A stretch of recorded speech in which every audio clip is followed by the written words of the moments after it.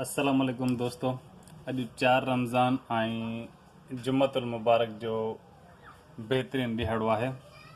उमेद आहे त सभु दोस्त खैरो ऐं ख़ैरियत सां हूंदा ऐं असां सभिनि जूं दुआऊं तव्हां सभिनी भाइरनि जे लाइ हर वक़्तु हिन भलारे महीने में थींदियूं रहंदियूं ऐं उमेद थो कयां त तव्हां सभु भाइर ठीकु ऐं ठाक ऐं ख़ुशि ऐं हशाश बशाश हूंदा।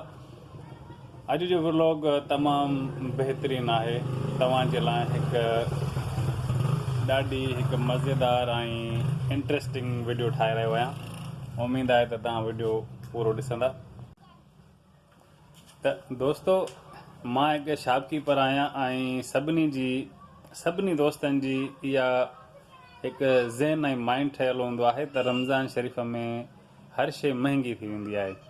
महांगी दरअसल कोन थींदी आहे, रेट उहे ई हूंदा आहिनि, पर हिकु जेका शइ तव्हां ॾिसो त हिन महीने में कपिड़े जो कारोबार हुजे, जूतनि जो कारोबार हुजे, फ्रूट जो कारोबार हुजे, इन्हनि शयुनि जी डिमांड हिकु वधी वेंदी आहे। उन हिसाब सां रेट थोरा वधंदा आहिनि, पर ईअं न आहे त रमज़ान शरीफ़ में हर शइ महांगी थींदी आहे। इहा माण्हुनि जी सिर्फ़ु ग़लति सोच आहे। बाक़ी मां हिकु शॉपकीपर आहियां, उन हिसाब सां ॾिठो वञे जेका शइ हिकु तमामु घणी मिक़दार में इस्तेमालु थींदी आहे उन जो रेट थी सघे थो त वधंदो बि आहे।